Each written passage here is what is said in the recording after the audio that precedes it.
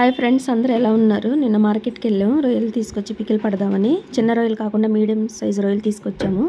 రొయ్యలు తెచ్చాక ఇలాగా నరాలు తీసి క్లీన్ చేసుకోవాలి. రెండు వైపులా నరాలు ఉంటాయి, చూసి జాగ్రత్తగా క్లీన్ చేసుకోవాలి. క్లీన్ చేసుకున్నాక పసుపు సాల్ట్ కలిపేసి బాగా వాటర్ డ్రై చేసుకోవాలి. స్టవ్ మీద పెట్టి చూడండి ఎంత వాటర్ వచ్చిందో. వాటర్ అంతా డ్రై అయిపోవాలి. డ్రై అయిపోయాక హోమ్మేడ్ గరం మసాలా, పచ్చడిలోకి మనం తయారు చేసుకున్నది ఇంట్లో గ్రౌండ్ నట్ ఆయిల్, పచ్చడికి ఆయిల్ అయితేనే బాగుంటుంది. ఆయిల్ హీట్ అయ్యాక రొయ్యలు చూడండి ఫ్రై చేసుకోవాలి. లైట్గా ఫ్రై చేసుకోవాలి ఫ్రెండ్స్, ఎక్కువగా చేసుకోకూడదు, గట్టిగా అయిపోతాయి. ఇలా లైట్గా ఫ్రై అయ్యాక అల్లం వెల్లుల్లి పేస్ట్ అండి, ఫ్రెష్గా చేసుకోవాలి అప్పటికప్పుడు. 2 స్పూన్లు అల్లం వెల్లుల్లి పేస్ట్ అండి. లైట్గా ఫ్రై చేసుకోవాలండి, మరీ ఎక్కువ చేయకూడదు. లైట్గా ఫ్రై చేసుకున్నాక స్టవ్ ఆఫ్ చేసేయాలండి.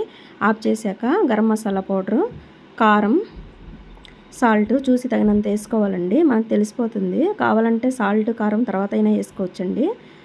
మీకు హోమ్మేడ్ గరం మసాలా కావాలంటే స్క్రీన్ మీద నెంబర్ ఉంది, ఆ నెంబర్కి కాల్ చేయండి, లేదంటే వాట్సాప్ చేయండి. చల్లారాక నిమ్మరసం అండి, 2 నిమ్మకాయలు చూసేసుకోవాలి. చాలా బాగా వచ్చిందండి పికిల్.